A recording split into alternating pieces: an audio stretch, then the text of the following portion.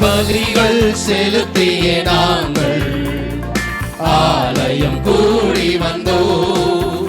துதி பலிகள் செலுத்திய நாங்கள் உம்மை போற்ற வந்தோம். நன்றி பலிகள் செலுத்திய நாங்கள் ஆலயம் கூடி வந்தோம். துதி பலிகள் செலுத்திய நாங்கள் உம்மை போற்ற வந்தோம்.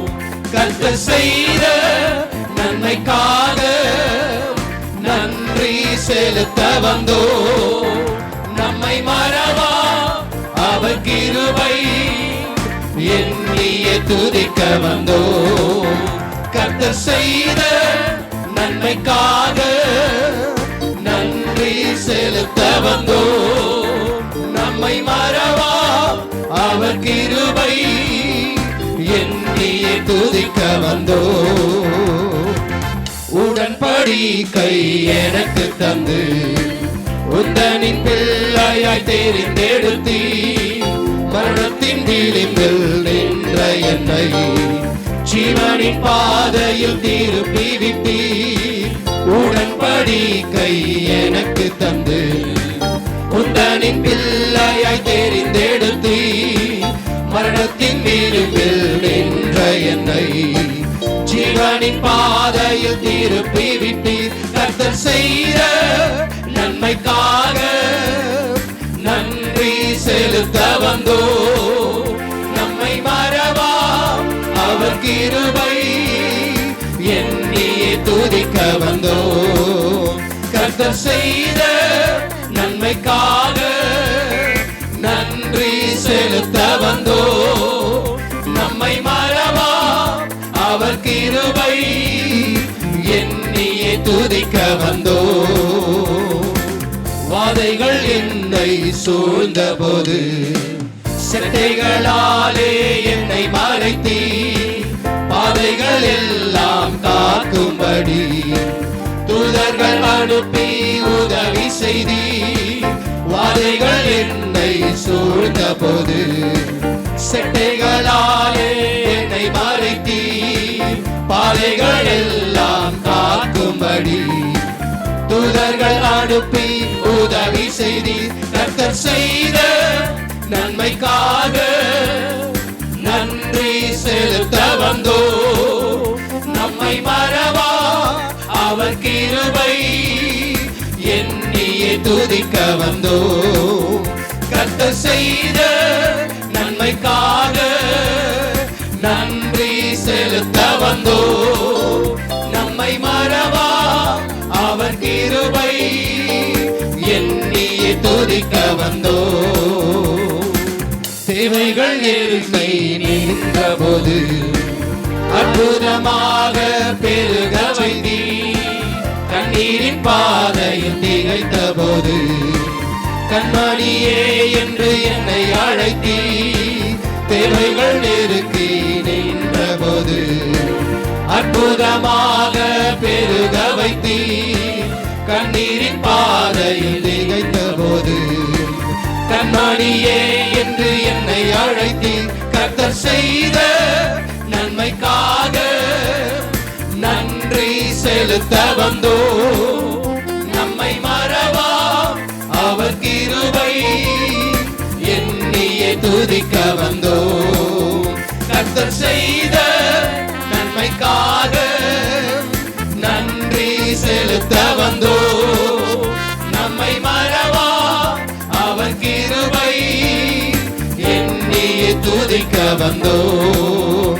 நன்றி பலிகள் செலுத்திய நாங்கள் ஆலயம் கூடி வந்தோம். துதி பலிகள் செலுத்திய நாங்கள் உம்மை போற்ற வந்தோம். நன்றி பலிகள் செலுத்திய நாங்கள் ஆலயம் கூடி வந்தோம்.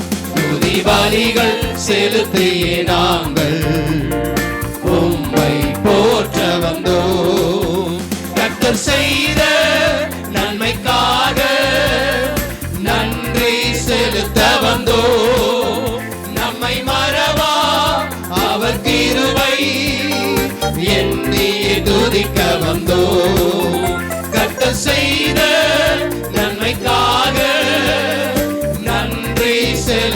வந்தோ, நம்மை மறவா அவர் கிருபை எண்ணியே துதிக்க வந்தோ.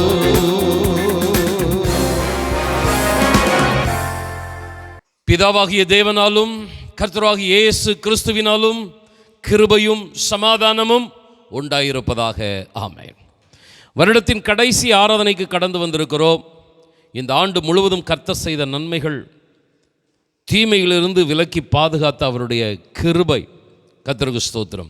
பலவீனங்களிலே, வியாதிகளிலே ஆண்டவர் தந்த உன்னத பலன் சாட்சிகளை நாம் கேட்டோம். சோர்ந்து போன நேரங்களிலே ஆற்றி தேற்றின அவருடைய வார்த்தைகள், அவருடைய சமூகம். குறைவுகள் நிறைந்த வாழ்க்கையிலே அவர் கொண்டு வந்த நிறைவுகள் சொல்லிக்கொண்டே போகலாம். கடந்த ஆண்டுகளிலே தேவன் செய்த நன்மைகள் ஏராளம். இந்த நன்மைகளை எல்லாம் நினைத்து பார்த்து நாம் நன்றி செலுத்த வேண்டும் என்றால் இந்த ஒரு ஆராதனை போதாது. நன்றி செலுத்துகிற ஆராதனை என்று நாம் நடத்துகிற இந்த ஒரு ஆராதனை போதாது. இந்த ஆராதனையிலும் நாம் ஒரு 45-50 நிமிடங்கள் நடத்துகிற அந்த துதி ஆராதனை போதாது. 1000 நாவுகளும் போதாது, ஆயுட்காலமும் போதாது. எத்தனை பேர் ஆமென் சொல்லுகிறீர்கள்? தொடர்ந்து நாம் கர்த்தரை மகிமைப்படுத்த ஆண்டவர் நமக்கு உதவி செய்வாராக. நன்றி செலுத்துகிற ஆராதனை என்பதனால் பாடல்கள், செய்தி எல்லாமே ஒரு நன்றி செலுத்துவதை மையமாக வைத்தே உங்கள் மத்தியிலே நான் வார்த்தைகளை கொண்டு வருகிறேன். அன்பானவர்களே, புதிய வருடத்திற்குள் பிரவேசிப்பதற்கு ஆவலாய் காத்து கொண்டிருக்கிற நீங்கள் முதலாவதாக இந்த செய்தியில் உங்களுடைய கவனத்தை செலுத்த அன்பாய் கேட்கிறேன். சங்கீதம் 104 அவர் வாசல்களில் துதியோடும் அவர் பிரகாரங்களில் புகழ்ச்சியோடும் பிரவேசித்து அவரை துதித்து அவருடைய நாமத்தை ஸ்தோத்திரியுங்கள். ஆங்கில வேதாகமத்தில் enter into his gates with thanksgiving and into his courts with praise, be thankful to him and bless his name என்று வாசிக்கிறோம். அதாவது அவருடைய வாசல்களில் நுழையும் பொழுதே நன்றியுள்ள இருதயத்தோடு கூட தேங்க்ஸ் கிவிங் என்கிற வார்த்தையும் தேங்க்ஃபுல் என்கிற வார்த்தையும் ஆங்கில வேதாகமத்திலே பயன்படுத்தப்படுகிறதை பார்க்கிறோம். ஸ்தோத்திரம் என்கிற வார்த்தையை நன்றி என்கிற வார்த்தையாக ஆங்கில வேதாகமத்திலே நாம் வாசிக்கிறோம். அன்பானவர்களே, நாம் பாடி துதிக்கிற ஆராதனை என்பது நன்றி உள்ள ஒரு இருதயத்தோடு கூட காணப்பட வேண்டும். நம்ம நிறைய நேரம் பாடுறோம், அந்த பாடல் வரிகளை பார்க்கிறோம், ராகத்தை கவனிக்கிறோம், தாளத்தை கவனிக்கிறோம். ஆனால் அந்த பாடல் வரிகளுக்குள்ளாக இருக்கிற ஒரு அர்ப்பணிப்பு, அந்த வார்த்தைகளுக்குள்ளாக பொருந்தி நம்ம உள்ளத்தின் ஆழத்திலிருந்து துதிக்கிற அந்த துதி தான் உண்மையாக நன்றி நிறைந்த ஒரு ஆராதனை. அன்பானவர்களே, தேவன் நமக்கு பாராட்டின அன்பு, கிருபை, இரக்கம், தயவு இவைகளெல்லாம் நினைத்து பாடல், துதி, ஆராதனை நேரத்தில் உள்ளத்தின் ஆழத்திலிருந்து ஸ்தோத்திரம் பண்ணுவது தான் தேங்க்ஸ் கிவிங், நன்றி செலுத்துகிற ஒரு ஆராதனை. அருமையானவர்களே, வெறும் ஞாயிற்றுக்கிழமை ஆராதனையில் பாடல் நேரத்தில் மாத்திரம் அல்ல, நம்முடைய வீட்டிலே இருக்கும் பொழுதும், ஹல்லேலூயா, நம்ம எங்கேயாவது நடந்து பிரயாணம் பண்ணும் பொழுதும், எங்கே எப்படி இருந்தாலும் நம்முடைய சிந்தை ஒரு துதி ஆராதனை நிறைந்ததாக ஆண்டவரை மகிமைப்படுத்துகிற, நன்றி செலுத்துகிற ஒரு மனநிலையிலே காணப்பட வேண்டும். இந்த சிந்தையிலே கர்த்தர் பிரியமாய் இருக்கிறார். நீங்கள் பார்த்தீங்கன்னா அவர் வாசல்களில் துதி, அவர் பிரகாரங்களில் புகழ்ச்சி. 2 இடத்தை இங்கே சங்கீதக்காரன் சுட்டி காட்டுகிறார். அவருடைய வாசல், அவருடைய பிரகாரம். பிரைஸ் தி லார்ட், ஆமென். வாசல்னா அதுதான், நம்ம ஆலயத்துக்குள்ள நுழைவது தான் வாசல். பிரகாரம் என்றால் நம்ம உட்கார்ந்து இருக்கிற இடம் பிரகாரம். இதை இன்னும் கூர்மையாக பழைய ஏற்பாட்டோடு பொருத்தி சொல்லணும்னா, கர்த்தருக்கு ஸ்தோத்திரம், ஆலயத்துக்கு வெளியே வெளிப்பிரகாரம் அப்படின்னு ஒரு இடம் இருக்குது. அந்த வெளிப்பிரகாரத்தில் தான் ஜனங்கள் எல்லாம் என்ன செய்வார்கள்? நிற்க வேண்டும். பலி செலுத்தி கர்த்தரை துதிக்கிற அந்த நேரத்தில் தான் ஆலயத்தின் அந்த ஸ்தலத்தில், பரிசுத்த ஸ்தலத்தில், மகா பரிசுத்த ஸ்தலம் என்பது நம்ம பிரவேசிக்கிற இடம் இல்லை, வருடத்திற்கு ஒரு முறை ஆசாரியன் பிரவேசிக்கிற இடம். இது நான் எங்கே கொண்டு போகிறேன்? பழைய ஏற்பாட்டு அந்த ஆலயத்தின் நிலையை கொண்டு போகிறேன். அன்பானவர்களை, நீங்கள் கவனித்து பார்ப்பீர்களானால் தேவனுடைய ஆலயத்திற்குள்ள பிரவேசிக்கும் பொழுதே எப்படி பிரவேசிக்கணும் சங்கீதக்காரன் சொல்லுகிறான். அவர் வாசல்களில் துதியோடும். கொஞ்சம் கவனத்தை இந்த பக்கமாக திருப்புங்க. சபைக்குள்ள நுழையும் பொழுது, ஆலயத்துக்குள்ள நுழையும் போதே நீ எப்படி நுழையணுமா? ஆண்டவரே உமக்கு நன்றி அப்பா, எனக்கு ஒவ்வொரு வாரமும் நாளும் மாசமும் வருஷமும் நீர் பாராட்டுகிற கிருபை எத்தனை பெரியதுன்னு அப்படியே இந்த தெரு வழியாக வரும் பொழுதே நீங்கள் என்ன பண்ணணும்? ஆண்டவரை ஸ்தோத்திரம் பண்ணிகிட்டே வரணும். வர்றோமா?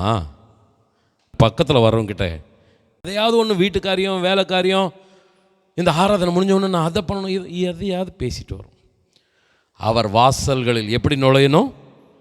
துதியோடு நுழையணும். கவனிங்க பிரதர் சிஸ்டர், ஆலயத்துக்கு போகும்போது உன்னுடைய நடையை காத்துக்கொள்கிறது என்னது தெரியுமா? இதுதான்.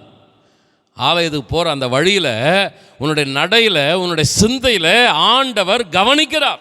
சங்கீதக்காரன் ஆலயத்துக்குள்ள நுழையிற அந்த நேரத்தில் எப்படி நுழைவானா, ஆண்டவரே உமக்கு நன்றி அப்பா, இன்னைக்கு ஆராதனைக்கு வர்றதுக்கு எனக்கு உதவி செய்தீரே, நன்றி அப்பா, ஹல்லேலூயா. ஏன்னா அவன் ஆராதனைக்கு வரக்கூடாதுன்னு கெபியில் வனாந்திரத்தில் விரட்டுறது தான் அவனுக்கு விரோதமாக எழும்புகிற சத்துருடைய திட்டம். அவன் தேவன்கிட்ட போகக்கூடாது, தேவனுக்குள்ள பலன் கொள்ளக்கூடாது. ஆனால் கர்த்தர் உங்களை இன்றைக்கு கொண்டு வந்திருக்கிறார். ஆமென். ஆண்டவருடைய சமூகத்துக்கு வருவதுக்கே நம்ம நன்றி செலுத்தணுங்க. ஆமென் சொல்லுங்களேன். அதெல்லாம் நம்ம நினைச்சே பார்க்கறது கிடையாது. ரொட்டீனாக வர்றோம் போகிறோம், இது என்ன பெரிய விஷயமா நினைக்கிறோம். இல்லை பிரதர் சிஸ்டர், நீ ஆலயத்துக்குள்ள நுழைவதே தேவனது கிருபை. ஹல்லேலூயா. அநேகருக்கு இந்த கிருபை கிடைக்கிறது கிடையாது. சபை கூடி வருதல் 52 வாரம் கணக்கு போட்டு பாருங்க, எத்தனை முறை ஆப்சென்ட் ஆகிருக்கிறாங்கன்னு கணக்கு போட்டு பாருங்க. ஆனால் கர்த்தர் உங்களை கொண்டு வந்திருக்கிறார். ஹல்லேலூயா. ஆண்டவரே இன்னைக்கு ஆராதனைக்கு கொண்டு வந்தீரே, நன்றியாப்பா. என் மேலே பாராட்டின அன்பு, கிருபை, பாதுகாப்பு, சுகம். எத்தனை பேர் ஆமேன் சொல்கிறீங்க? கொஞ்சம் சத்தமாக ஆமேன் சொல்லுங்க. அப்படி நீங்கள் உள்ளே நுழையும் போதே ஒரு நன்றியுள்ள இருதயத்தோடு உள்ளே நுழைஞ்சிங்கன்னா, அவருடைய பிரகாரம், கோர்ட் அப்படின்றது அவருடைய மகிமை நிரம்பி இருக்கிற இடம். நீங்கள் பார்த்தீங்கன்னா சாலமோன் பலி செலுத்தின உடனே ஆலயத்தை என்ன நிரப்பினதாம்? மகிமை, ஷெக்கினா மகிமை தேவாலயத்தை நிரப்பினதுன்னு பார்க்குறோம். பிரதர் அண்ட் சிஸ்டர், நீங்கள் சர்ச்சுக்குள்ளே வரும்போதே தேவனை துதிச்சுட்டு ஆராதிச்சுட்டு நன்றி செலுத்திக்கிட்டு சபைக்குள்ளே நுழைஞ்சிங்கன்னு வச்சிங்களேன், ஆணித்தரமாக சொல்கிறேன், தேவ மகிமையை சபையில் நீங்கள் பார்ப்பீங்க. ஹல்லேலூயா. பாடும்போது, ஆராதிக்கும் போது, கர்த்தருடைய வார்த்தையை கேட்கும்போது கர்த்தர் உங்களை தொடுவதை நீங்கள் உணர்வீர்கள். சத்தமாக ஆமென் சொல்லுங்களேன். கடமைக்காக, கட்டாயத்துக்காக அடே ஏனோ தானோன்னு சர்ச்சுக்கு வர்றவங்க சர்ச்சிலையும் எப்படி இருப்பீங்க தெரியுமா? Praise the Lord. அருமையானவர்களே, தேவனது ஆலயத்தில் வரும்போதே, தேவனை ஸ்தோத்திரம் பண்ணிட்டே வரும்போது சபைக்குள்ள நீங்கள் கண்டிப்பாக சொல்கிறேன், அந்த டிவைன் டச், விடுவிக்கும் வல்லமை, சுகமாக்கும் வல்லமை ஆண்டவர் உங்களுக்கு தருகிறத நீங்கள் நல்லா உணர முடியும். எத்தனை பேர் ஆமென் சொல்கிறீங்க? இதை நம்ம லூக்கா சுவிசேஷம் 18ஆம் அதிகாரத்தில் நம்ம பார்க்கலாம். ஆலயத்தில் 2 பேர் உள்ள நுழையிறாங்க, 2 விதமாக நுழையிறாங்கங்க. ஒருத்தன் ஆலயத்துக்குள்ளே நுழையும் போதே அடுத்தவனோடு ஒப்பிட்டு பார்த்துட்டு நுழையிறான். தேவனை குறித்து அவனுக்கு சிந்தனையே கிடையாது. நீர் எனக்கு பாராட்டின கிருபன்றலாம் அவனுக்கு தாட்டு கிடையாது.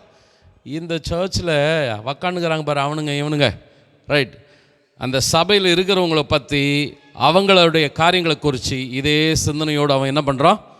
ஆலயத்துக்குள்ளே நுழையிறான். ஒருத்தன் ஆலயத்துக்குள்ளே நுழையிறான். நுழையும் போதே அவன் தலை குனிஞ்ச மாதிரி வரான். ஆண்டவரே என் மேலே எவ்வளோ கிருபாப்பா, ஆண்டவரே எனக்கு போய் இத்தனை ஒரு அன்பா, ஹல்லேலூயா, இன்னைக்கு நான் உம்முடைய ஆலயத்துக்கு வந்திருக்கிறேன்னா அது உம்முடைய கிருபை ஆண்டவரே.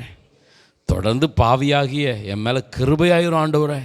2025 வரைக்கும் என்னை நடத்தின உம்முடைய அன்பு புது வருஷத்துலேயும் என்னை நடத்தணும். ஆமென். Praise the Lord. 2 பேர் 2 சிந்தையாக உள்ளே வந்தாங்க. பிரதர் சிஸ்டர், சர்ச்சுக்குள்ளே நம்முடைய சிந்தனையில் கர்த்தர் பார்க்கிறார். கர்த்தருக்கு மகிமை உண்டாகட்டும். நான் கடந்த நாட்களில் கொடுத்த செய்திகளில் ஒன்றுத்தை ஜஸ்ட்டு அப்படியே ஒரு ரிவ்யூ வைக்கிறேன். நல்ல நிலத்தில் விதைக்கப்பட்ட விதைகள் 30, 60, 100 பலன் தந்தது. 3 விதைகள் பலன் இல்லாமல் போனது. முள்ளுகளுக்கு அருகே விதைத்தது, கற்பாறை அருகே விதைத்தது, வழி அருகே விதைத்தது. பலன் இல்லாமல் போயிடுச்சா? ஆனால் நல்ல நிலத்தில் விதைக்கப்பட்டது ஈவனாக தானே பலன் கொடுக்கணும். பிரதர் அண்ட் சிஸ்டர் கவனிக்கிறீங்களா? நல்ல நிலத்தில் விதைக்கப்பட்ட விதையும் ஒன்று தான், விதைக்கிறவரும் ஒன்று தான், நிலமும் என்னதான் நிலம்? நல்ல நிலம். ஆனால் வித்தியாசம் இருக்குதா பலனில்? 30, 60, 100. ஏன் பிரதர்? சபைக்கு நீங்கள் வந்திருக்கிறீங்க, கர்த்தருக்கு ஸ்தோத்திரம். சபைக்கு நீங்கள் வந்து கர்த்தரை ஆராதிக்க, கர்த்தரை தொழுது கொள்ள வந்திருக்கிறீங்க, ஆண்டவருக்கே மகிமை. ஆனாலும் அந்த சப்மிஷன் இருக்குது பாருங்கள், அந்த அர்ப்பணிப்பு இருக்குது பாருங்கள், அது இடத்துக்கு இடம், நபருக்கு நபர் வித்தியாசப்படுது. சிலர் சர்ச்சுக்கு தான் வந்திருக்கிறாங்க, சிலர் சர்ச்சில் தான் உக்காண்டிருக்கிறாங்க. ஆனால் அவங்களுடைய சிந்தனைலாம் அடுத்தவர்களோட கம்பேரிசன். அவன் இருக்கிறான் பார், இவன் இருக்கிறா பார். ஆனால் ஒருத்தன் இருக்கிறான் பாருங்க, அவன் தனக்கும் தேவனுக்கும். Praise the Lord. ஆண்டவர், என்னை படைத்தீரே, என்னை ரட்சித்தீரே, இத்தனை ஆண்டு என்னை பாதுகாத்து வந்தீரே, கரங்களை தட்டி ஹல்லேலூயா, உம்முடைய அன்புக்கு நன்றி. இந்த நிலம் 100க்கு 100 பலனை பெற்றிடும். Praise the Lord. அன்பானவர்களே, சபையில் நம்ம எப்படி இருக்கிறோம்? நல்ல நிலம்தான்.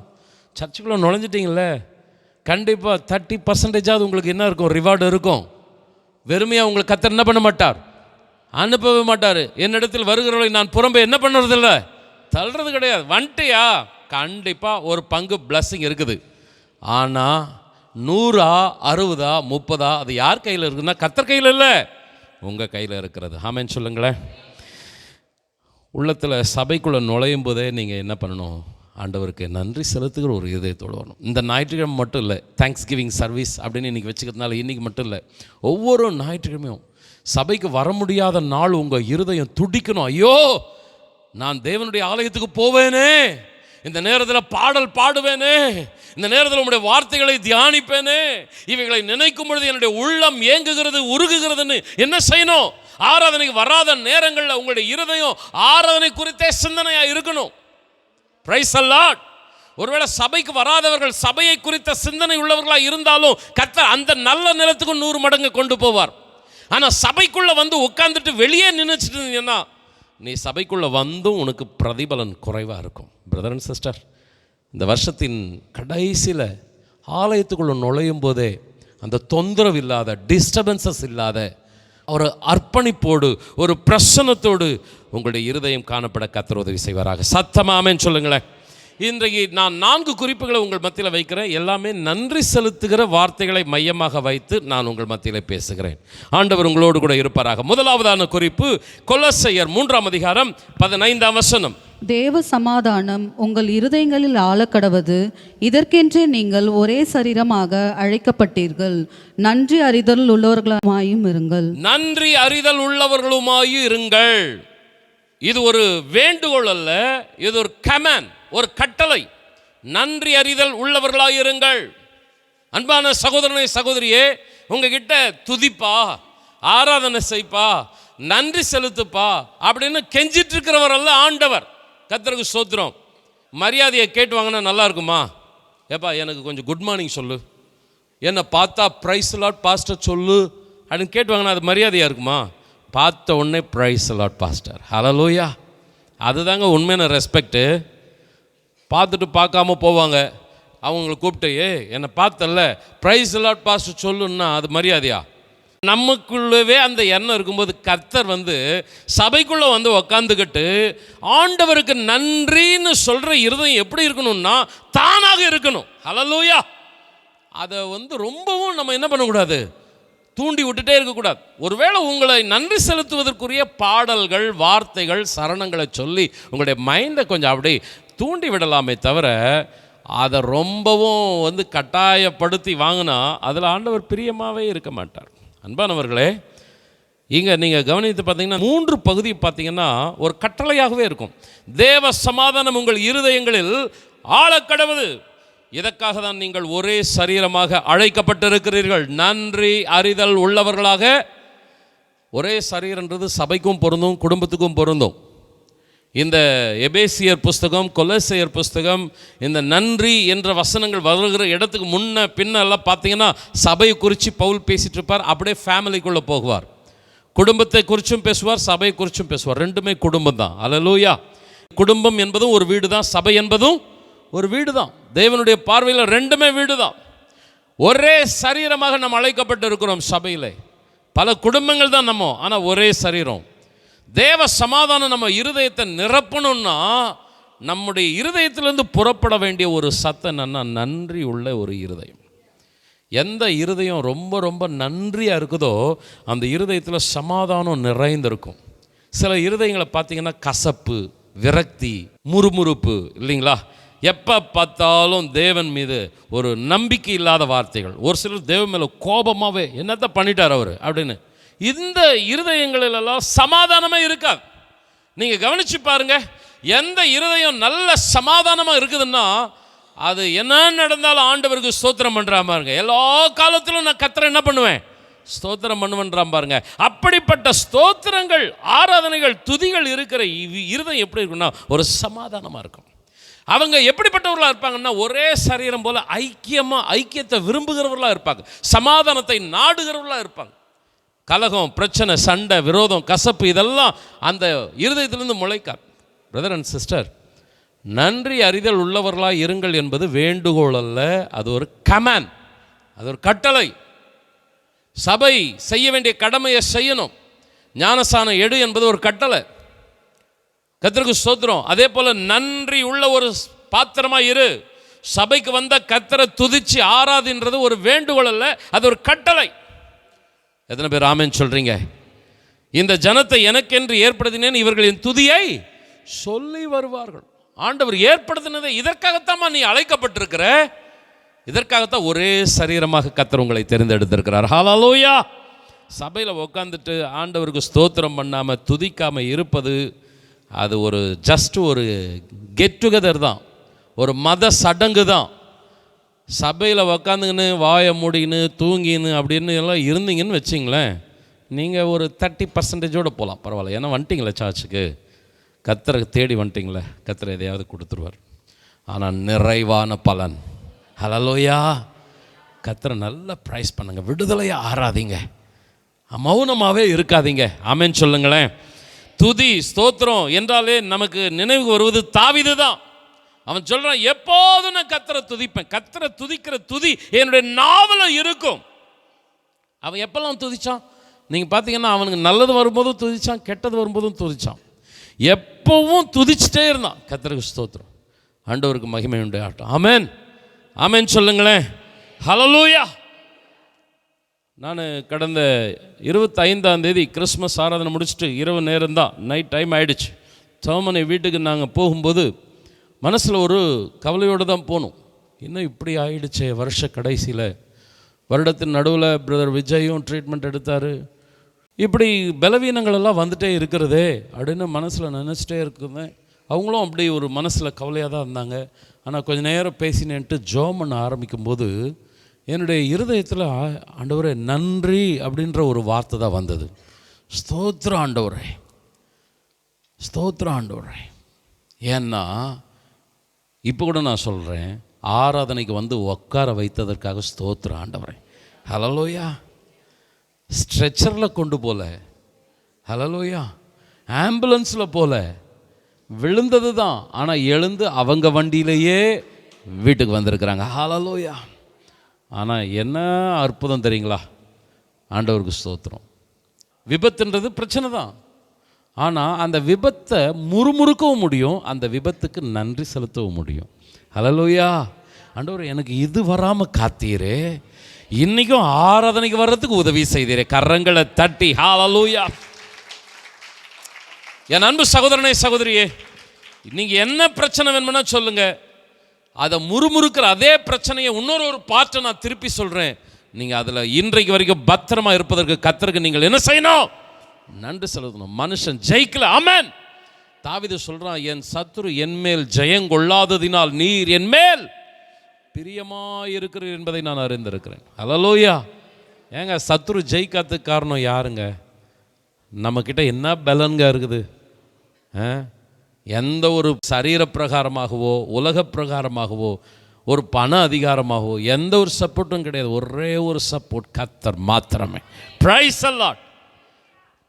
பலமிக்க சத்ரு நமக்கு விரோதமாக எழும்பி வந்தாலும் அவன் தான் தோத்திருக்கிறான். காரணம், கர்த்தர் என் மேல் பிரியமாயிருக்கிறான். கொஞ்சம் 2 கரங்களை உயர்த்தி, ஆண்டவரே நன்றி நிறைந்த இருதயம் எனக்குள்ள இருக்கணும். முறுமுறுக்கிறதோ, ஆண்டவரை குறை சொல்கிறதோ, குற்றஞ்சாட்டுறதோ, கசப்போ, வெறுப்போ, கோபமோ இது என்கிட்ட இருக்கக்கூடாது. துதிக்கணும், ஆராதிக்கணும், ஆண்டவரே ஏதோ ஆராதனை நேரத்தில் மாத்திரம் அல்ல, காலையில் எழும்போதே துதிக்கணும், இரவு படுக்கும்போது துதிக்கணும். என் மேல நீர் பாராட்டுகிற அளவற்ற கிருபைகளுக்காக ஒவ்வொரு நாளும் ஒவ்வொரு நிமிடமும் என்னுடைய உள்ளம் நன்றி நிறைந்ததா இருக்கணும். சத்தமாமேன்னு சொல்லுங்களேன். நன்றி அறிதல் உள்ளவர்களாய் ஒரு கட்டளை. பிரதர் சிஸ்டர், உங்களுடைய இருதயத்தில் அப்படிப்பட்ட சிந்தனை நிறைந்திருக்கட்டும். 2வது குறிப்பு, எபேசியர் 5ஆம் அதிகாரம் 17, 18, 19 வசனங்கள். ஆகையால் நீங்கள் மதியற்றவர்களாய் இராமல் கர்த்தருடைய சித்தம் இன்னதென்று உணர்ந்து கொள்ளுங்கள். துன்மார்க்கத்திற்கு ஏதுவாக மதுபான வெறி கொள்ளாமல் ஆவியினால் நிறைந்து சங்கீதங்களினாலும் கீர்த்தனைகளினாலும் ஞான பாட்டுகளினாலும் ஒருவருக்கொருவர் புத்தி சொல்லிக்கொண்டு உங்கள் இருதயத்தில் கர்த்தரை கீர்த்தனம் பண்ணி. அருமையானவர்களே, இந்த வசனத்தை நீங்கள் கவனித்து பாருங்கள். 2 வசனம் வித்தியாசமாக இருக்கிறது. 18ஆம் வசனம் துன்மார்க்கத்திற்கு ஏதுவான மதுபான வெறி கொள்ளக்கூடாது. 19ஆம் வசனம் ஆவியினாலே நிறைந்து சங்கீதங்கள் கீர்த்தனைகள் ஞான பாட்டுகளினாலே ஒருவருக்கொருவர் புத்தி சொல்லி உங்களுடைய இருதயத்தில் கர்த்தரை என்ன செய்யுங்க, பாடி கீர்த்தனம் பண்ணுங்கள். கொஞ்சம் ஆமேன்னு சொல்லுங்களேன். இந்த நிருபம் யாருக்கு எழுதப்பட்ட நிருபம்? எபேசு சபைக்கு எழுதப்பட்ட நிருபம். 18ஆம் வசனம் சபைக்கு வெளியே இருக்கிறவர்களுக்காகவும் 19ஆம் வசனம் சபைக்கு உள்ளே இருக்கிறவர்களுக்காகவும் எழுதப்பட்ட ஒன்று அல்ல. 18, 19 2 வசனமும் யாருக்காக தான் எழுதப்பட்டது? சபையில் உட்கார்ந்துட்டு இருக்கிற விசுவாசிகளுக்காக எழுதப்பட்டது. என்ன பவுல் சொல்கிறாரு? நீங்கள் துன்மார்க்கத்திற்கு ஏதுவான மதுபான வெறி கொள்ளாமல். என்ன அர்த்தம் கொடுக்குறார்? சபைக்கு வரவங்கள குடிச்சிட்டு வராங்களா? சாராயம் குடிச்சிட்டு வராங்களா சபைக்கு வரவங்களாம்? அப்போ எபேசு சபைக்கு என்ன செய்தி ஆண்டவர் கொடுக்கிறார்? 19ஆம் வசனத்துக்கு போயிட்டு அதுக்கடுத்து நான் 18ஆம் வசனத்துக்கு வரேன். ஆவியினாலே நிறைந்து, பரிசுத்த ஆவினால் நிறைகிற அந்த இருதயம் ஆவியின் கனிகளை வெளிப்படுத்துகிற இருதயமாக இருக்கும். மாம்சத்தின் கனிகள், ஆவியின் கனிகள் நம்ம பார்த்துருக்குறோம். ஆவியின் கனியில் என்ன இருக்குதுப்பா? ஆவினை நிறைஞ்சாவே நீங்கள் எப்படி இருப்பீங்கன்னா, உங்களுடைய இருதயம் நன்றியோடு கர்த்தரை என்ன செய்யும்? பாடி கீர்த்தனம் பண்ணும். அருமையானவர்களே, விளங்காத பாஷையில் பேசுவதற்காக பரிசுத்த ஆவியானவர் கொடுக்கப்பட்டிருக்கிறார். ஆவியானவர் நம்மை நிரப்புகிற நேரம், அபிஷேகிக்கிற நேரம், நமக்குள்ளே இருக்கிற ஆவியின் வல்லமை எந்த அளவுக்கு இருக்குதுன்னு நம்ம ஆராய்ந்து பார்க்குற நேரம் இந்த துதி ஆராதனை நேரம். நல்லா ஒவ்வொரு பாயிண்ட்டையும் கவனிங்க. 4 பாயிண்ட்டை 4 விதத்தில் கொண்டு வரேன், கவனிங்க. கர்த்தருக்கு ஸ்தோத்திரம். நமக்குள்ள அந்த ஆவியின் அளவு, நிறைவு எந்த அளவுக்கு இருக்குதுன்னு நீங்கள் அளந்து பார்க்கணும். எத்தனை பேர் ஆமேன்னு சொல்கிறீங்க? உலகத்தில் இருக்கிற சொத்து வெண்மனா உலக பார்வையில் பெருசாக இருக்கலாம். பரலோகத்திலிருந்து வந்திருக்கிற சொத்து இந்த அபிஷேகம். ஆமென். என்னிடத்திலிருந்து வாக்குத்தத்தமான அந்த ஆசீர்வாதம் வர காத்திருங்கள்னு சொன்னார். 50ஆவது நாள் பரலோகத்திலிருந்து ஒரு தேவ வல்லமை இறங்குச்சு, அவர்கள் நிரப்பினது. ஹல்லேலூயா. தேவனிடத்திலிருந்து இறங்கி வந்த ஒரு பெரிய பொக்கிஷம் பரிசுத்த ஆவியின் வல்லமை. இன்னைக்கு வரைக்கும் நம்மளை நடத்திட்டு இருக்கிறது, பாதுகாத்து கொண்டிருக்கிறது அந்த பரிசுத்த ஆவியானவருடைய நிறைவு. ஆமென் சொல்லுங்களேன். இந்த நிறைவு எந்த அளவுக்குப்பா இருக்குது உங்களுக்குள்ள? இந்த 2 வசனங்களை கொஞ்சம் எடை போட்டு பாருங்க. வேற யாருமே உனக்கு ஸ்கேல் வச்சு அளக்க தேவையில்ல பிரதர். உன்னை நீயே ஸ்கேல் வச்சு அளக்கலாம். எப்படி அளக்கலாம்? துன்மார்க்கத்துக்கு ஏதுவான வெறி கொள்ளாமல். அப்படின்னா என்ன அர்த்தம்? இந்த குடிச்சிட்டவங்க பார்த்தீங்கன்னா எந்த கட்டுப்பாட்டுக்குள்ளும் இருக்க மாட்டாங்க. அவங்கள கண்ட்ரோலை என்ன பண்ண முடியாது, யாராலும் கண்ட்ரோல் பண்ண முடியாது. அப்படின்னா சபையில் ஒரு கூட்டம் எதுக்குமே கட்டுப்படாத கூட்டம். அது அந்த அர்த்தத்தில் தான் பவுல் சொல்கிறாரே தவிர குடிச்சிட்டு சபைக்குள்ளே வராதப்பா அப்படின்னாலாம் இல்லை. ஆவியானவருடைய சத்தத்துக்கு அப்படியே என்ன பண்ணணும்? ஆவியானவர் சபைகளுக்கு சொல்லுகிறதை அப்படியே கீழ்ப்படுகிற கூட்டம் தான் ஆவியில் நிறைந்திருக்கிற கூட்டம். ஆமேன்னு சொல்லுங்களேன். பிரசங்கத்தை கேட்பாங்க, கட்டுப்படவே மாட்டாங்க. ஊழியக்காரனுக்கும் கட்டுப்பட மாட்டாங்க, சபையில் இருக்கிற பெரியவங்களுக்கும் கட்டுப்பட மாட்டாங்க, ஆண்டவருக்கும் கட்டுப்பட மாட்டாங்க. இவங்க எப்படிப்பட்டவர்கள் என்றால், மதுபானத்தில் வெறி கொண்டவர்கள் எப்படி எந்த ஒரு கண்ட்ரோலிங் சிஸ்டம் இல்லாமல் இருக்கிறார்களோ அப்படிப்பட்டவர்கள். ஆனால் ஆவியின் அபிஷேகத்தை பெற்றவர்கள் எப்படிப்பட்டவர்களாக இருப்பார்கள் என்றால், தேவனை துதிப்பதிலும் ஆராதிப்பதிலும் தேவனை கனப்படுத்துவதிலும் மகிமைப்படுத்துவதிலும் நிறைந்தவர்களாக இருப்பார்கள். பிரதர் அண்ட் சிஸ்டர், நம்ம எதில் நிறைஞ்சிருக்கிறோம்? நம்முடைய அபிஷேகத்தின் தன்மை எவ்வளோன்ட்டு நீங்களே உங்கள் ஸ்கேலை வச்சு உங்களையே அளந்து பார்த்துங்க. நான் சபைக்கு வந்தேன்னா, நல்லா துதிக்கிறேன்னா, ஆராதிக்கிறேன்னா, நன்றி செலுத்தி கர்த்தரை மகிமைப்படுத்துகிறானா, அப்போ உன்னுடைய அளவு அபிஷேகம் எந்த அளவுக்கு இருக்குதுன்னு பாரு. இல்லை நான் என் இஷ்டப்படி தான் இருப்பேன், நீ பாட்டன்னா பாடு, நீ பிரசங்கன்னா பண்ணு, நான் இப்படி தான் இருப்பேன். இது என்ன ஸ்பிரிட் அப்படின்னா, இதுதான் அந்த கண்ட்ரோலுக்கு வராத ஒரு ஸ்பிரிட். இதை தான் மதுபான வெறி அப்படின்னு பவுல் அப்போஸ்தலன் சொல்கிறார். மற்றபடி எபேசு சபையில் யாரும் குடிச்சிட்டு வர்றதில்ல. அப்போ கீழ்ப்படுகிற கூட்டம், கீழ்ப்படியாத கூட்டம். அன்பான சகோதரனை சகோதரியே, இந்த கீழ்ப்படுகிற கூட்டத்துக்குரிய ஒரு விளக்கத்தை கொடுக்கும்போது நீங்கள் ஸ்தோத்திரம் பண்ணுங்க, கர்த்தரை பாடி ஆண்டவரை ஆராதிங்க. எத்தனை பேர் ஆமேன்னு சொல்கிறீங்க? அப்போ இந்த ஆவியானவரை நீங்கள் சபைக்கு ஆண்டவர் கொடுத்துருக்கிறார். இந்த காலத்தில் சபையினுடைய பெரிய பொக்கிஷம் பரிசுத்த ஆவியானவர். எத்தனை பேர் ஆமேன்னு சொல்கிறீங்க? இன்னும் கொஞ்ச நாள் தான் பரிசுத்த ஆவியானவர் இருக்க போகிறாரு. இந்த கட்டடம் இருக்கும், ஆனால் ஆவியானவர் பரலோகத்துக்கு போகும்போது யார் யாரெல்லாம் அந்த ஆவியின் கனிகளை உடையவர்களாக இருக்கிறார்களோ அவர்களெல்லாம் என்ன பண்ணிடுவார்? அழைச்சிட்டு போயிடுவார். ஆமேன்னு சொல்கிறீங்களா? எதுக்குங்க பரிசுத்த ஆவியானவர் சபைக்கு கொடுக்கப்பட்டிருக்கிறது? ஏதாவது வியாதியிலிருந்து விடுதலைக்கா? இல்லை, உங்களை மறுரூபம் மாற்றிக்கொண்டே இருக்கிறார். கடின இருதயமாய் கீழ்ப்படியாதவர்களாய் வணங்கா கழுத்துள்ளவர்களாய் இருந்த நம்மை தேவனுக்கு பிரியமான பாத்திரங்களாய் மாற்றும்படி கர்த்தர் நம்மை உருவாக்கி கொண்டிருக்கிறார். கரங்களை தட்டி கர்த்தருக்கு மகிமைப்படுத்தலாமா? ஹல்லேலூயா! அன்பான சகோதரனை சகோதரியே, இந்த காலவெளியிலே ஆண்டவர் நமக்குள் இந்த அபிஷேகத்தினால நிரப்புவாராக. துதி ஆராதனை, இந்த துதி ஆராதனையில் யார் இருக்கிறார்களோ தடைகள் கர்த்தர் அப்படியே உடையும். சபையில் கர்த்தர் ஆண்டவர் நம்மளை கொண்டு வரார். தேவனுடைய வார்த்தையை கேட்கறதுக்கு மாத்திரம் கொண்டு வரல, தேவனை துதிக்க ஆராதிக்க. மறுபடியும் நான் அந்த வசனத்துக்குள்ளவே போகிறேன். இந்த ஜனத்தை எனக்கென்று ஏற்படுத்தினேன், இவர்கள் என் துதியை சொல்லி வருவார். அந்த நன்றி நிறைந்த இருதயத்தோடு இவங்க இருப்பாங்க. எத்தனையோ பேர் சொந்த பந்தத்தில் ரட்சிக்கப்படலை. ஆமென். ரட்சிக்கப்பட்டவங்களுக்குள்ள எத்தனையோ பேர் என்னென்னமோ ஆபத்து பின்வாங்கி போயிருக்கிறாங்க, நிர்மூலமாக இருக்கிறாங்க. சபையில் இல்லை, சத்தியத்தில் இல்லை, ஆனால் கர்த்தர் இன்னைக்கு வரைக்கும் நம்மளை நிறுத்தி வைத்திருக்கிறார். கரங்களை தட்டி ஹல்லேலூயா! ஆண்டவரை துதிப்பாங்கன்னு ஆண்டவர் எதிர்பார்க்கிறார். இந்த துதி ஆராதனை என்ன செய்யும் அப்படின்னா, எரிகோவை உடைத்தது எந்த வெடிகுண்டு? எரிகோவை உடைத்தது துதி ஆராதனை தடைகளை தகர்த்தது. இந்த 2025 உங்களுக்கு தடைகள் மாறலையா? உங்களுடைய அபிஷேகத்தின் அளவை கொஞ்சம் ஆராய்ஞ்சு பாருங்கள். சபையில் எந்த அளவுக்கு துதிச்சிங்க, எந்த அளவுக்கு ஆராதிச்சிங்க, எந்த அளவுக்கு தேவனுக்கு நன்றி உள்ள இருதயத்தோடு கர்த்தரை கனப்படுத்துனீங்க. ஆமென் சொல்லுங்களேன். அதை நீங்கள் செஞ்சு பாருங்க, தடைகள் உடையும். ஹல்லேலூயா! ஒரு யுத்தத்துக்கு முன்னாடி கர்த்தர் ராணுவ பலத்தை அனுப்பல, முப்படையை அனுப்பல, யூதாவை அனுப்புறார். யூதாவே நீ போ, யுத்தத்துக்கு முன்னாடி அந்த ராணுவத்துக்கு முன்னாடி துதிக்கிற கூட்டம் நீ முன்னாடி போ. பட்டயத்தினால ரட்சிப்பு இல்லை, ஈட்டினால கேடகத்தினால ரட்சிப்பு இல்லை, அவர்கள் வாயில் கர்த்தரை உயர்த்துகிற துதி. ஹல்லேலூயா! அதில் தான் ரட்சிப்பு. ஆமென் சொல்லுங்களேன். பிரதர் அண்ட் சிஸ்டர், வருஷத்தின் கடைசி ஆராதனை, உங்களுடைய துதியில் ஆராதனையில் நன்றி செலுத்துகிற காரியங்களில் உங்களுடைய அபிஷேகம் ரொம்ப ரொம்ப லோவாக இருக்குமான்னா அதை கொஞ்சம் சரிப்படுத்துங்க. ஆமென். வருகிற நாட்கள் நல்லா துதிக்கணும். ஞாயிற்றுக்கிழமை மாத்திரம் இல்லை, வாழ்நாளெல்லாம் துதிக்கணும். ஆமென் சொல்லுங்க. நான் வேகமாக இன்னும் 2 குறிப்பை முடிக்க விருப்பப்படுறேன். 3வது குறிப்பு 1 தெசலோனிக்கேயர் 5ஆம் அதிகாரம் 16, 17, 18. எப்பொழுதும் சந்தோஷமாயிருங்கள், இடைவிடாமல் ஜெபம் பண்ணுங்கள், எல்லாவற்றிலேயும் ஸ்தோத்திரம் செய்யுங்கள். அப்படி செய்வதே கிறிஸ்து இயேசுவுக்குள் உங்களை குறித்து தேவனுடைய சித்தமாயிருக்கிறது. வெரி ஷார்ட் வேர்ஸ், சின்ன வசனம், ஆனா பவர்ஃபுல் மெசேஜ். எப்பொழுதும் சந்தோஷமாயிருங்கள், இடைவிடாமல் ஜெபம் பண்ணுங்கள். ரொம்ப சின்ன சின்ன வசனம் பைபிளில் இருக்குமா? ரொம்ப சிறிய வசனங்கள் எத்தனை இருக்கிறது பைபிள் எடுத்தால் இந்த வசனங்களும் அதில் வரும். சின்ன வசனம், ஆனால் ஆழமான சத்தியங்கள். எப்பொழுதும் சந்தோஷமாக இருக்க முடியுமா? இடைவிடாமல் ஜெபம் பண்ண முடியுமா? கண்டிப்பாக முடியும். எப்படி முடியும்?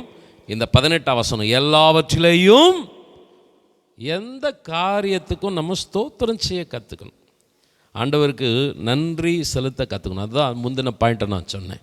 ஒரே ஒரு காரியத்தை தான் எடுத்து முறுமுறுக்கவும் முடியும், ஆண்டவர் குற்றப்படுத்தவும் முடியும், ஆண்டவருக்கு நன்றி செலுத்தவும் முடியும். ஹல்லேலூயா! எல்லாவற்றிலேயும். அன்பானவர்களே, இந்த 3வது பாயிண்டில் நான் என்ன சொல்ல வரப்பேன்னா, எப்பொழுதும் இடைவிடாமல். இந்த 2 வார்த்தை கொஞ்சம் அழுத்த விருப்பப்படுறேன். ஒரு சிலர்லாம் ஸ்தோத்திரம் பண்ணுறீங்க, ஆனால் எப்பொழுதும் அல்ல. ஒரு சிலர்லாம் நல்ல ஆராதனை செய்கிறீங்க, ஆனால் இடைவிடாமல் அல்ல. கவனிக்கிறீங்களா? ஆமென் சொல்லுங்க. சிலர்தெல்லாம் அப்படியே கொஞ்சம் கொஞ்சமாக அப்படியே அந்த டல்னஸ் வந்துடுச்சு. ஆவியில் தொடங்கினாங்க, இப்போ எதில் இருக்கிறாங்க? கொஞ்சம் மாம்சத்துக்குள்ளே போயிட்டுருக்குது. அந்த அபிஷேகம் குறைஞ்சிடுச்சு, அந்த துதி குறைஞ்சிடுச்சு.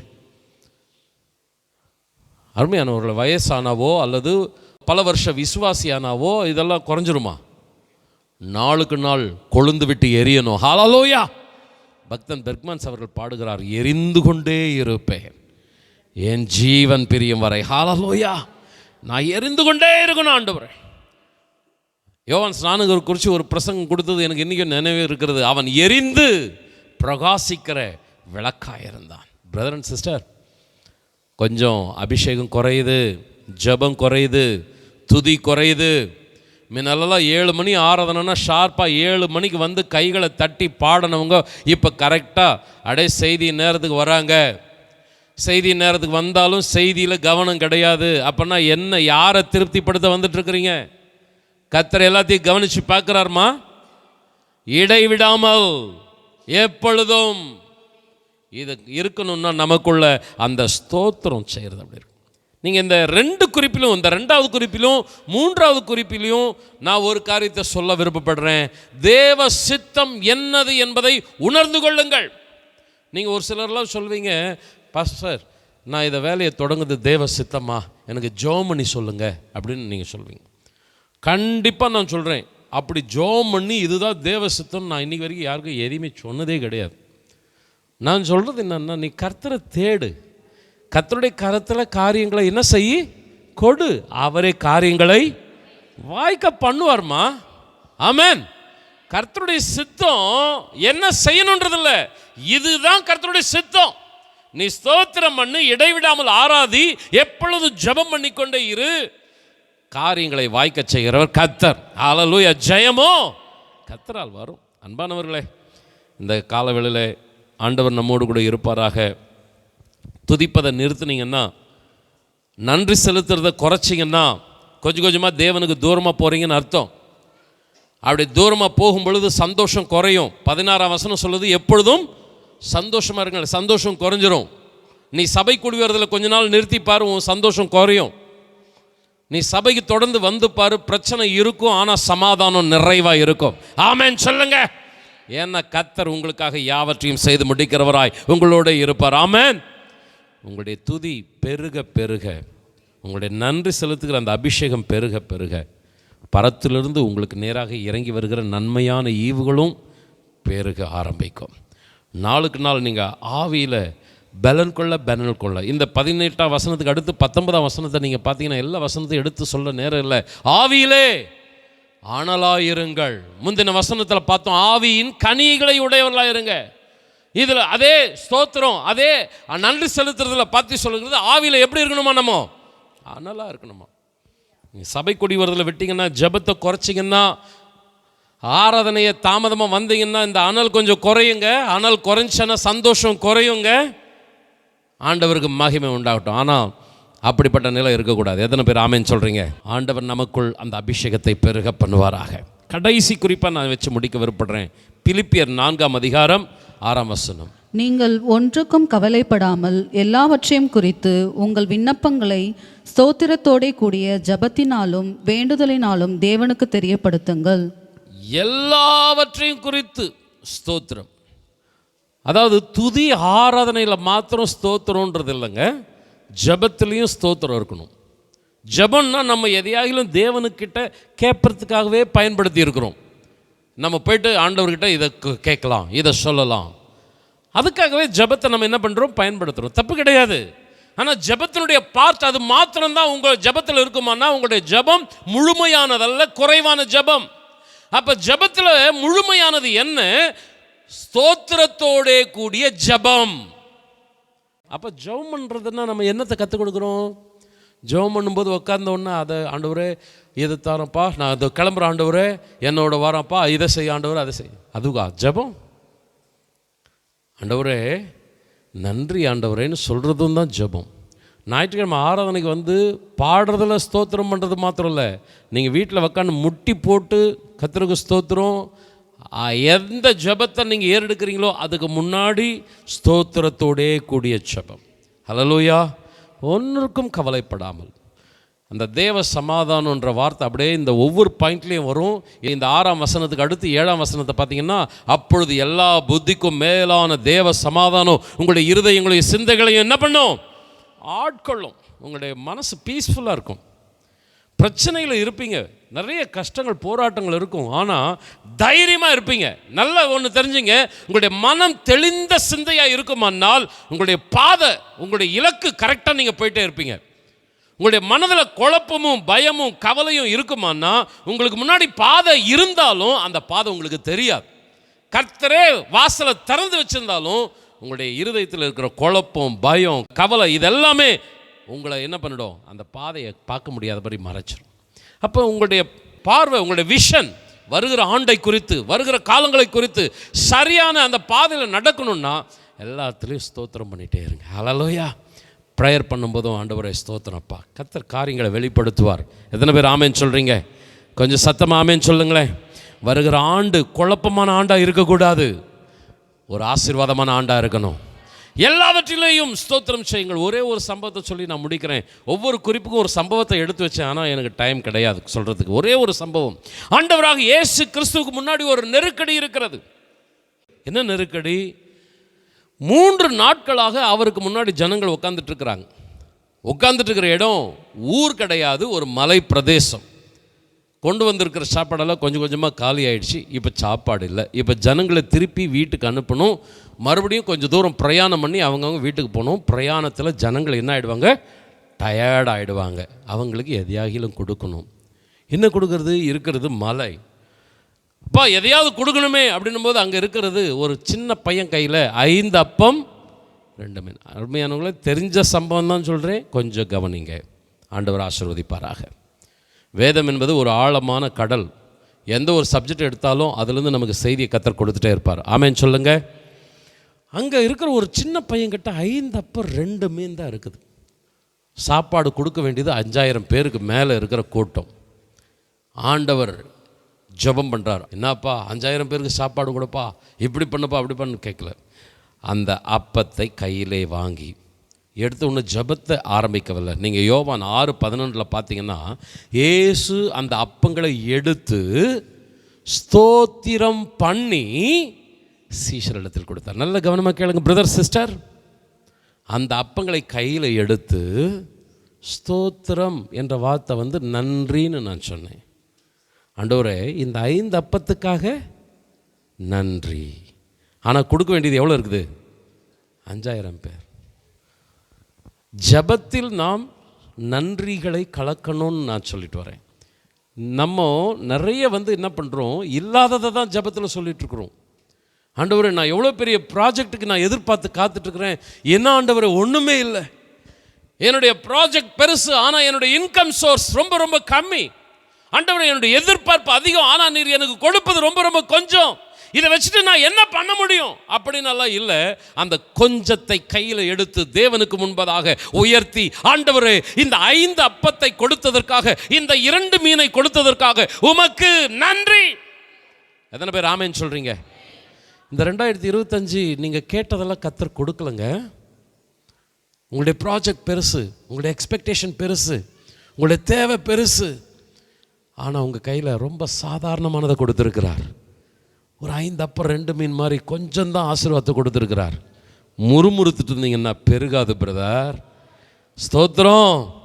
அதை எடுத்து தேவனுக்கு கிட்ட கொடுத்து இந்த வருஷ கடைசியில், ஆண்டவரே, எனக்கு இந்த 2025 நீர் ஆண்டவர் 5000 பேருக்குரிய குடிக்கவில்லை, ஒரு சின்ன பையனுக்குரிய 5 தான் கொடுத்திருக்கிறீர். ஆனால் அதற்காகவும் நான் உமக்கு நன்றி செலுத்துகிறேன். ஹல்லேலூயா. அந்த 5 தூக்கி அப்படி பிடிச்சு பாருங்க, அந்த 5000 பேருக்கு பெருகும். ஹல்லேலூயா. பெருகிறது மாத்திரம் இல்லைங்க, வசனம் சொல்லுகிறது மீதியும் முழங்காற்படியிடலாமா. அன்பானவர்களே, முறுமுறுத்து கொண்டு இருக்காதீங்க. 2025 முடிக்கும் போது முறுமுறுக்காதீங்க. ஏன் ஆண்டவரே இப்படி நடந்துச்சு, என்ன ஆண்டவரே இந்த வருஷம் எனக்கு கிடைச்சது சொல்லாதீங்க. உங்கள் கையில் ஒரு 5 போல சிறியதானதாக, அற்பமானதாக, குறைவானதாக கொடுத்திருந்தாலும் அதுக்கும் நீங்கள் ஆண்டவருக்கு ஸ்தோத்திரம் பண்ணுங்க. ஆவியில் நிறைந்து ஆண்டவருக்கு மகிமையை கொடுங்க. ஹல்லேலூயா. ஆண்டவரை நீங்கள் துதிக்க துதிக்க தடைகள் மாறும். கரங்களை தட்டி ஹல்லேலூயா ஹல்லேலூயா. ஆண்டவர் நிறைவான ஆசீர்வாதத்தை வைத்திருக்கிறார். தேவகுமாரன்க அவர் ஒன்றுமில்லாவிட்டாலும் சகலத்தையும் உண்டாக்குகிறவர். எத்தனை பேர் ஆமென் சொல்றீங்க? வெறும் கல்லை எடுத்து கூட அவரால் என்ன பண்ண முடியும்? அப்பங்களா மாற்ற முடியும். ஆனால் ஆண்டவர் அதெல்லாம் செய்யலைங்க. அவர் கையில் 5 அப்பம் தான் கொடுத்தாங்க. அந்த 5 எடுத்து கர்த்தரை ஸ்தோத்திரம் பண்ண ஆரம்பித்தார். உன் இஷ்டமாக நீயா எதாவது போய் கல்லை பொறுக்கிட்டு இருக்காத. உன்னுடைய கரத்தில் கர்த்தர் என்ன கொடுத்துருக்கிறார்? எத்தனை பேர் ஆமென் சொல்கிறீங்க? கொஞ்சம் 2 கரங்களை உயர்த்தி, ஆண்டவரே, ஒருவேளை இந்த 2025 நான் முடிக்கும்போது என்னுடைய இருதயம், ஆண்டவரே அப்பா அது கிடைக்கல இது கிடைக்கல, கிடைச்சதும் அந்த சொட்டை இந்த குறை அப்படின்னு ஆண்டவரே முறுமுறுத்து கொண்டு இருக்காம, இந்த வருடத்தை முடிக்கும்போது ஆண்டவரே நான் ஸ்தோத்திரம் பண்ணுறேன்ப்பா எனக்கு கொடுத்த எல்லா நன்மைகளுக்காக கரங்களை தட்டி ஹல்லேலூயா ஹல்லேலூயா. ஆண்டவரே நீர் பெரியவர். ஆண்டவரே இந்த கொஞ்சத்திலும் ஆண்டவரே மீதியை எடுக்க வைக்கவும் அத முடியும். குமாரனுடைய இருதயத்தை கர்த்தர் பார்க்குறாருங்க. அந்த குமாரனுடைய இருதயம், அவர் அந்த கொஞ்சத்தை எடுத்து பயன்படுத்துகிறாரா, எனக்கு நன்றியாக இருக்கிறாரா, இல்லது அவர் தன்னுடைய சுயத்தை பயன்படுத்தி கல்லை அப்பமாக்கிடுறாரா, ஒன்றும் இல்லாமல் இருந்தால் கூட எல்லாத்தையும் செஞ்சிடுறாரா அப்படின்னு பார்க்குறாரு. இல்லை இல்லை, ஆண்டவர் நீர் கொடுத்ததுக்காக ஸ்தோத்திரம். ஹல்லேலூயா. கொஞ்சம் 2 கரங்களை உயர்த்தி, ஆண்டவர் என் சுய புத்தியை பயன்படுத்தாமல், ஆண்டவர் உலக காரியங்களுக்கு பின்னாடி நான் ஓடிடாமல் உம்முடைய அன்புல ஹல்லேலூயா நீர் எனக்கு கொடுத்த அந்த தேவ சித்தத்தில் இப்படி செய்வது தேவ சித்தமாக இருக்கிறது. கரங்களை தட்டி அந்த சித்தத்தில் நாம துதிப்பேன், உம்மை ஆராதிப்பேன், உமக்கு நன்றி செலுத்துவேன். ஒரு நாள் வரும், ஓ நீங்க துதிக்க துதிக்க, நீங்க ஆண்டவரை ஆராதிக்க ஆராதிக்க, நீங்க நன்றி செலுத்த பரத்திலிருந்து நன்மையான ஈவுகள் இறங்கி வரும். உங்களுடைய வெறுமையான பாத்திரங்கள் நிரம்பி வழியும். ஹல்லேலூயா. நீங்கள் நினைப்பதற்கும் வேண்டுவதற்கும் அதிகமாக கர்த்தர் உங்களுடைய வாழ்க்கையில செய்திருப்பார். கொஞ்சம் 2 கரங்களை உயர்த்தி, பிரதர் அண்ட் சிஸ்டர், தெரிஞ்ச வசனம் தான், தெரிந்த சம்பவங்கள் தான், ஆனால் நம்முடைய இருதயம் நன்றியாக இருக்குதா பிரதர் சிஸ்டர்? நீங்கள் இப்படி செய்வதே தேவனுடைய சித்தமாக இருக்கிறது. ஆண்டவரை துதிக்காத நாட்கள், நான் தவறு செய்த நாட்கள், அது கூட ஒரு பாவம் தான். சாமுவேல் சொல்கிறான், நான் உங்களுக்காக ஜெபிக்கலைன்னா நான் பாவம் செய்கிறவனா இருக்கிறேன். ஜெபம் பண்ணாதே பாவம்னா, துதிக்காது நன்றி செலுத்தாது ஒரு பாவம் தான். 2 கரங்களை உயர்த்தி, ஆண்டவரே என்னை மன்னியும் அப்பா. ஆண்டவர் முறுமுறுத்த பாவத்தை மன்னியும், குறை சொன்ன இந்த உதட சுத்திகரியும். கரங்களை தட்டி, ஓ பரத்திலிருந்து ஒரு அக்கினி இறங்கட்டும், என்னுடைய நாவை தொட்டு சுகமாக்கும். ஆண்டவரே இந்த அசுத்தமான உதடுகளெல்லாம் எங்கிருந்து போகட்டும், என்னுடைய உதடு துதிக்கிற உதடா மாறட்டும். ஆண்டவரே புலம்பலின் சத்தம் மாறட்டும். ஆண்டவரே கர்த்தாவே என்னுடைய இருதயத்தில் ஆண்டவரே துதி நிறைந்திருக்கட்டும். புலம்பலின் ஆடையை கலைந்து போட, துதியின் ஆடையினால நிறைந்திருக்க எனக்கு உதவி செய்யும் ஆண்டவர். தண்டைகளை உடைக்கிறதுக்கு ஆண்டவர் இஸ்ரவேல் ஜனங்க கையில எந்த பீராங்கியும் கொடுக்கல, எந்த வெடிகுண்டும் கொடுக்கல. அவர்களுடைய வாயில கர்த்தரை உயர்த்துகிற துதியை வச்சார். ஹல்லேலூயா.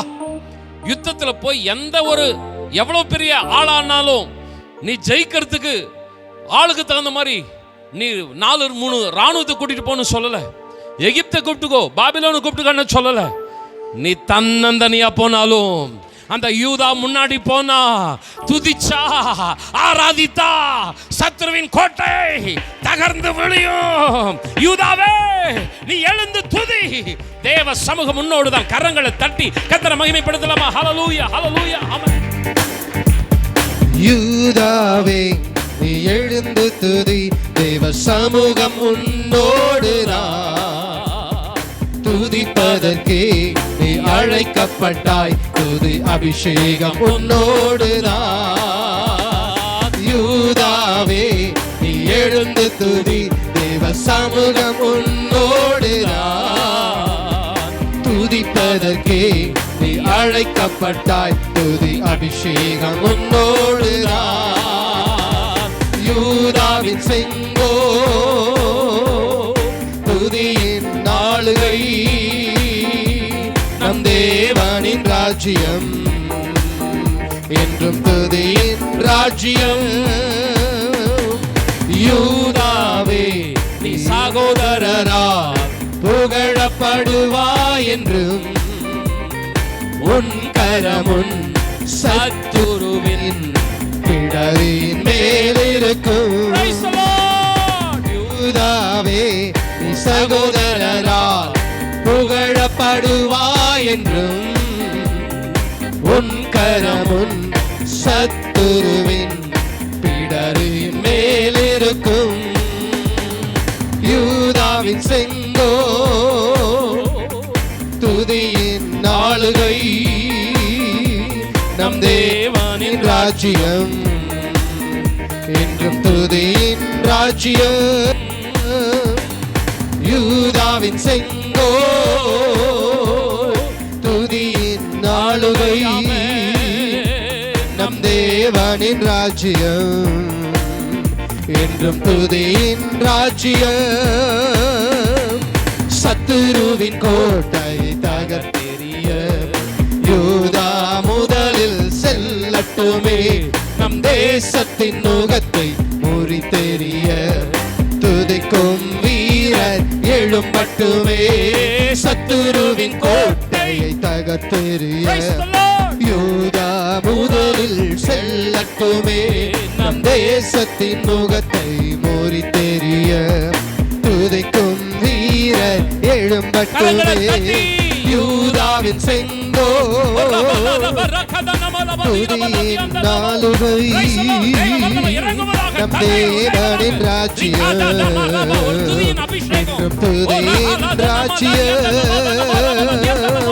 யூதாவின் செங்கோ துதியின் நாளுகை நம் தேவனின் ராஜ்யம் என்றும் துதியின் ராஜ்யம். கரங்களை தட்டி ஆவியில நிறைந்து ஆவியில நிறைந்து இந்த ஆவியின் அபிஷேகம் ஆண்டவர் அனலா மாறட்டும். என் வாயை திறந்தாவே ஒரு துதி, ஆராதனை, நன்றி, ஹல்லேலூயா, முறுமுறுப்போ, குறை சொல்வதோ, குற்றம் சாட்டுவதோ என் வாயை விட்டு போவதாக. ஒரு பரலோக அக்கினி என் உதட தொடட்டும், சுத்தமாகட்டும் இயேசுவின் நாமத்தில்.